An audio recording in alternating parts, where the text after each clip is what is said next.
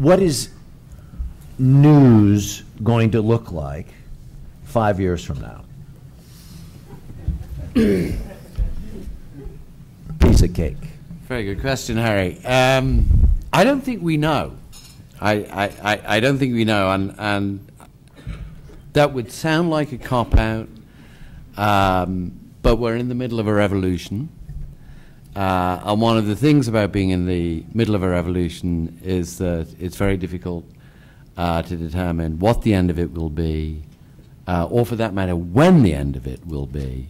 I was thinking as I was preparing for this evening how long the revolution has been going on, and actually I can specifically remember that in 1994, which is 15 years ago, when I worked for Newsweek, which of course is owned by the Washington Post Company, I was at a presentation that the then CEO of the Washington Post Company, Alan Spoon, to whom I tip my hat, gave, in which he essentially said, all classified advertising is going to go from this newspaper. That was in 1994. So the revolution's been going quite a long time. I don't think we know when the end of it is going to be, and I don't think we know what the end of it will be in terms of what news will look like, except that I think it'll be variegated. Some of it will be short form. I'm sure Amy will talk about that. Some of it will be long form. Some of it will be on paper. Some of it will be on screen. Some of it will be on devices that we can't yet imagine. So I think we're in the middle of a revolution that's been going on for a long, long time. I think the one difference that's going to occur in this one, and it picks up, I think, on what Michael said, is that out of the Victor Lawson type of experiment of what, and he was known for clean journalism, what clean journalism was about, responsible journalism reporting for the public, was a fairly clear and narrow definition of what constituted journalism. And so that was something that we could always refer to. We didn't always live up to it. Foreign reporting has sometimes been good and mostly been pretty bad in our country, but we had an idea of what it was. And what we're moving into now, as I think Michael says, is a world in which we have multiple models of what constitutes reporting, both in the way we deliver it, I mean, what we get, the quality of what we get, and how we fund it. And I think we're going to find that quality journalism, and we can come back to this maybe if you want to, Harry, quality journalism is going to be funded in lots of ways that it wasn't before, including some that would seem heretical, but are going to be absolutely essential if we find a way to get news about the world. I think what's happened, in the last, certainly in the last 5 years, is we've seen the growth of great institutions like Google and some others who are perhaps less robust but still highly profitable, like Yahoo, which are making a great deal of money selling ads through search and links and information provided by others. And they recognize, which they didn't 6 months ago, that that can't go on, that there has to be a new model. Revenue sharing is essential.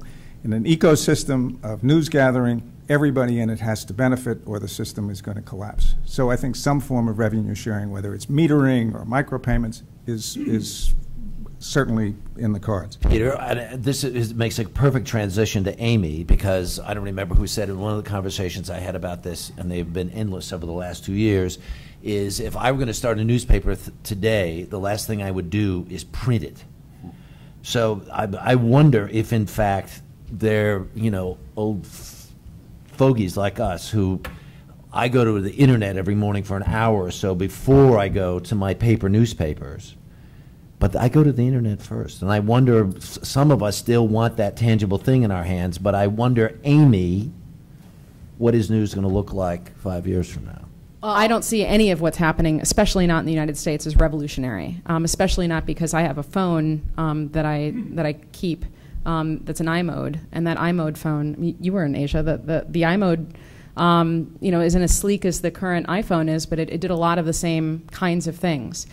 So, if asked, I guess 2 questions. One, what is news going to look like in the next 5 years? I have a very concrete answer, and it's going to be much more dependent on platform.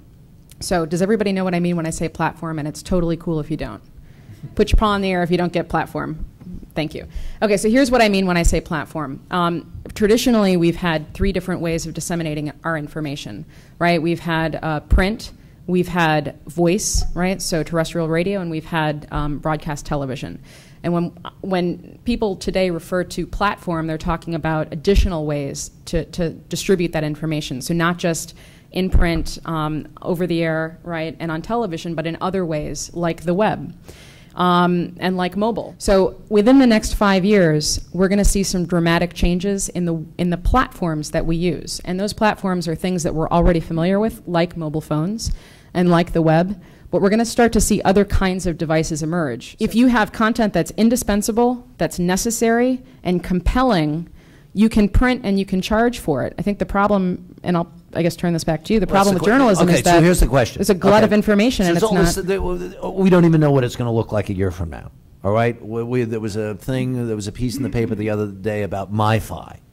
MiFi is a little device. It's about the size of my telephone that is a kind of a... It gives you your own Wi-Fi service anywhere there's a telephone. It can be connected up to 5 people. It runs all day. You know, you don't even need to plug in the thing on the side of your laptop anymore. I mean, the technology is running far faster than we actually have an understanding of it.